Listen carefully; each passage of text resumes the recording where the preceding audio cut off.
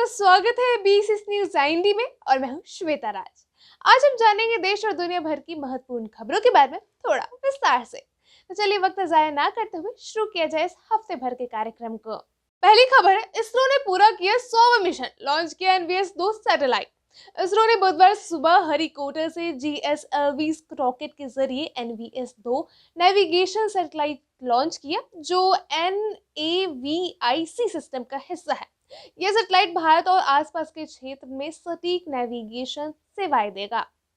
इसरो अध्यक्ष वी नारायण के कार्यकाल का यह पहला मिशन था, जो कि 27.30 घंटे की काउंटडाउन के बाद सुबह 6:23 लॉन्च हुआ और 19 मिनट बाद सैटेलाइट सफलतापूर्वक कक्षा में स्थापित। NAVIC भारत का स्वदेशी GPS सिस्टम है, जिसमें 5 सैटेलाइट होंगे। NVS-2 कई क्षेत्रों में मदद करेगा, जैसे कृषि, आपातकालीन सेवाएं, जहाजों की निगरानी, IoT ऐप और मोबाइल लोकेशन सेवाएं। यह मिशन भारत के आत्मनिर्भर नेविगेशन सिस्टम को मजबूत करने और अंतरिक्ष विज्ञान में देश की बढ़ती ताकत को दर्शाता है। अगली खबर है, PM मोदी भारत अब सिर्फ कच्चा माल नहीं भेजेगा, फिनिश प्रोडक्ट भी एक्सपोर्ट करेगा। प्रधानमंत्री नरेंद्र मोदी ने मंगलवार को उत्कर्ष उड़ीसा कनक्लेव में कहा कि भारत से कच्चा माल विदेश जाए, वहां फिनिश होकर लौटे और हम उसे खरीदें, यह स्वीकार नहीं किया जा सकता। उन्होंने कहा कि अब यह ट्रेंड बदल रहा है और भारत फिनिश प्रोडक्ट का भी एक्सपोर्ट करेगा। मोदी ने उड़ीसा का उदाहरण देते हुए कहा कि यह राज्य भारत के लोहा उत्पादन का 91% योगदान देता है, लेकिन लंबे समय तक यहां से कच्चा लोहा बाहर जाता रहा है। अब सरकार स्थानीय उद्योग को बढ़ावा दे रही है। अगली खबर है, NIA का इस्लामिक स्टेट मॉड्यूल पर एक्शन, 16 ठिकानों पर छापेमारी।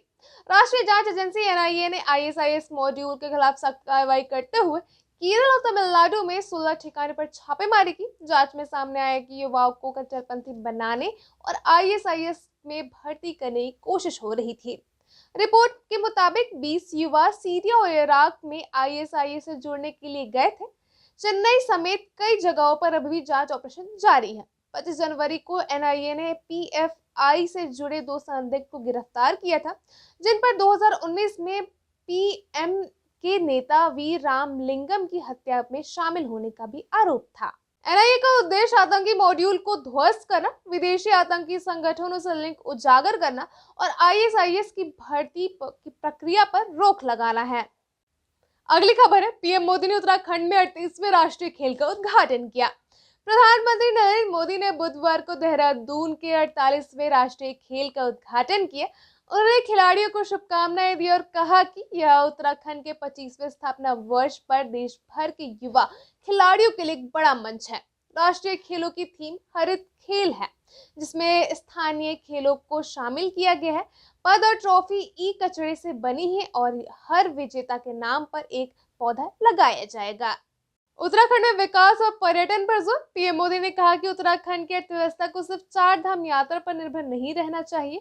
उन्होंने शीतकालीन आध्यात्मिक पर्यटन को बढ़ावा देने के लिए आवश्यकता बताई और युवाओं को उत्तराखंड में साहसिक पर्यटन को आध्यात्मिक यात्राओं का हिस्सा बनने के लिए प्रेरित किया। 28 जनवरी से 14 फरवरी तक होंगे राष्ट्रीय खेल।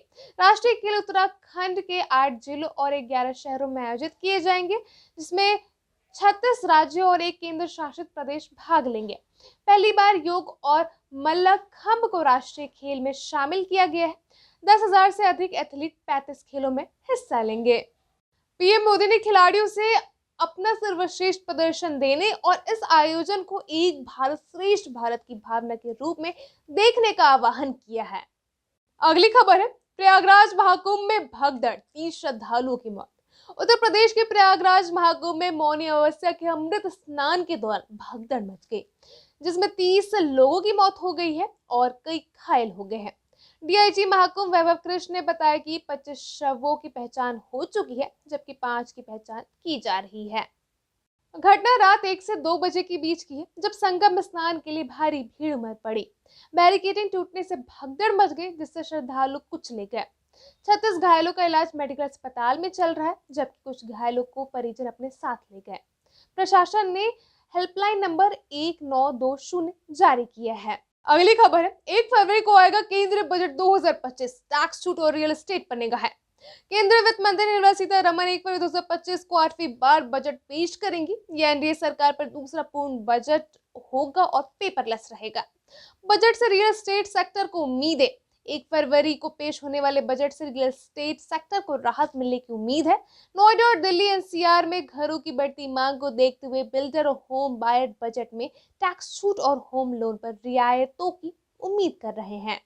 धारा 24 से छूट बढ़ाने की मांग, होम लोन के ब्याज पर टैक्स छूट की सीमा 5 लाख तक करने का सुझाव दिया गया। इनपुट टैक्स क्रेडिट बहाल करने की अपील, बिल्डर का कहना है कि जीएसटी इनपुट टैक्स क्रेडिट वापस लाने से घरों की कीमतें कम हो सकती है। ग्रीन और इको फ्रेंडली घरों के लिए विशेष छूट, पर्यावरण के अनुकूल घरों के निर्माण को बढ़ावा देने के लिए जोर। बजट 2025 कब और कहां देखें? तारीख 1 फरवरी 2025, समय सुबह 11 बजे, लोकसभा में लाइव प्रशासन, संसद टीवी, दूरदर्शन और सरकारी यूट्यूब चैनल पर। Budget documentary union budget mobile app पर देख सकते हैं। बजट से पहले हलवा सेरेमनी, बजट की तैयारी पूरी होने के बाद वित्त मंत्रालय में हलवा सेरेमनी होती है, जो एक पारंपरिक रिवाज है। इसके बाद मंत्रालय के आधिकारिक बजट गोपनीयता बनाए रखने के लिए बाहरी संपर्क बंद कर देते हैं। बजट से संभावित उम्मीदें हैं। इनकम टैक्स स्लैब में राहत, होम लोन पर टैक्स छूट बढ़ने की संभावना, अफोर्डेबल हाउसिंग के लिए नई योजनाएं, जीएसटी इनपुट टैक्स क्रेडिट की वापसी। बजट 2025 से आम आदमी को क्या फायदा होगा, यह 1 फरवरी को साफ होगा। अगली खबर है, अमेरिका में विमान और सेना की हेलीकॉप्टर की टक्कर, 67 लोगों की मौत। वॉशिंगटन डीसी के रोनाल्ड रीगन राष्ट्रीय हवाई अड्डे के पास एक यात्री विमान सैन्य ब्लैक हॉक हेलीकॉप्टर से टकरा गया। इस भीषण हादसे में सभी 67 यात्रियों की मौत हो गई। टक्कर के बाद विमान 3 टुकड़ों में टूटकर पोटोमैक नदी में समा गया। बचाव अभियान और हादसे की जांच, फायर चीफ जॉन डोनली ने पुष्टि की कि हादसे में कोई जीवित नहीं बचा। अमेरिकी ट्रांसपोर्टेशन सेक्रेटरी के अनुसार एयरलाइंस का विमान नदी में 3 टुकड़ों में मिला। संघीय विमान प्रशासन FAA के मुताबिक यह दुर्घटना रात 9 बजे तब हुई जब विमान लैंडिंग के दौरान हेलीकॉप्टर से टकरा गया। ऑडियो रिकॉर्डिंग में हवाई यातायात नियंत्रण को हेलीकॉप्टर पायलट से यात्री विमान को लेकर पूछते हुए सुनाए गए। 1982 की दुर्घटना की यादें ताज़ा हो गई। यह हादसा 13 जनवरी 1982 की एयर फ्लोरिडा दुर्घटना की तरह है, जिसमें 78 लोग मारे गए। उस समय खराब मौसम को दुर्घटना का कारण बताया गया।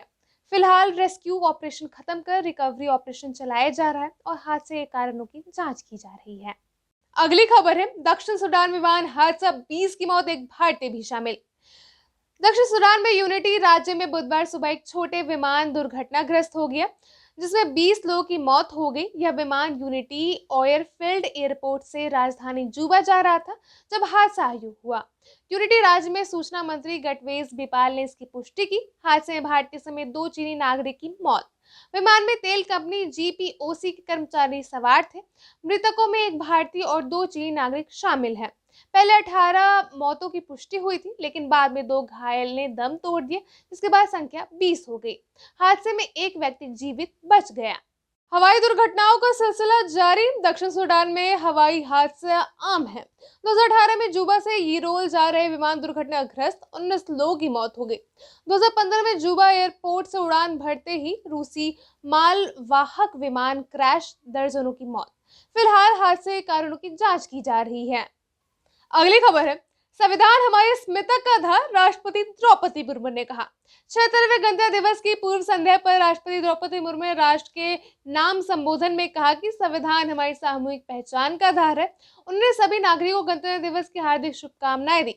संविधान का गणराज्य के मूल मूल्य, 26 जनवरी 1950 को भारत संविधान लागू हुआ, जिसने देश को गणराज्य का स्वरूप दिया। न्याय, स्वतंत्रता, समता और बंधुता हमारी प्राचीन सभ्यता के मूल जीवन मूल्य है।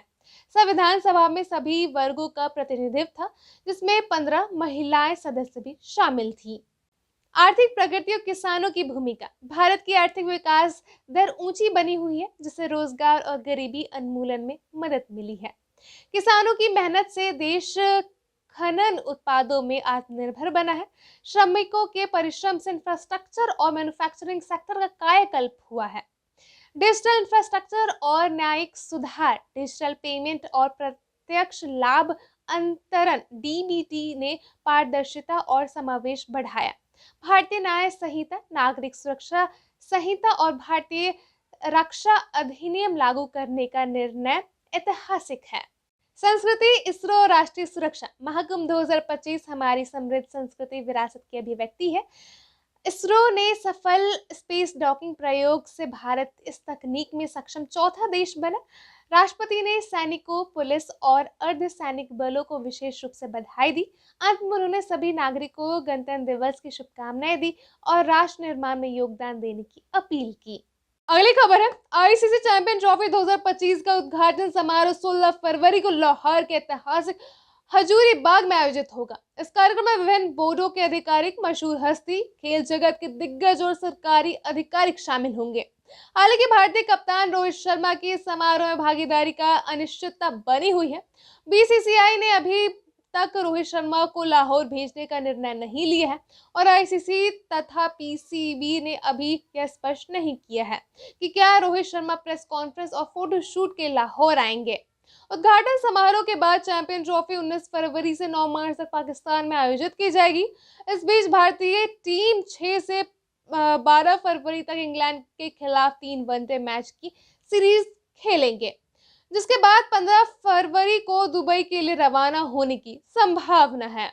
उद्घाटन समारोह के दौरान सभी टीमों के कप्तानों की उपस्थिति की उम्मीद है, लेकिन रोहित शर्मा की भागीदारी पर संदेह बना हुआ है। उद्घाटन समारोह के अलावा पीसीबी 7 फरवरी को लाहौर के गद्दाफी स्टेडियम और 11 फरवरी को कराची के नेशनल स्टेडियम के पुनर्निर्मित हिस्सों का उद्घाटन भी करेगा, जिसमें प्रधानमंत्री शहबाज शरीफ और राष्ट्रपति आसिफ अली जरदारी मुख्य अतिथि होंगे। चैंपियन ट्रॉफी 2025 के उद्घाटन समारोह की तारीख की घोषणा हो चुकी है, लेकिन भारतीय कप्तान रोहित शर्मा की उपस्थिति पर अनिश्चितता बनी हुई है। तो टूर्नामेंट 19 फरवरी से 9 मार्च तक पाकिस्तान में आयोजित होगा। तो ये थे आज के मुख्य समाचार। हम आपको हर बड़ी खबरों से अपडेट रखते रहेंगे। हमारे साथ जुड़े रहिए पूरी जानकारी के लिए और देखते रहिए BCS न्यूज़ IND। मैं हूं श्वेता राज, अब आपसे विदा लेती हूँ। अगली बार फिर मिलूंगी, तब तक के लिए नमस्कार।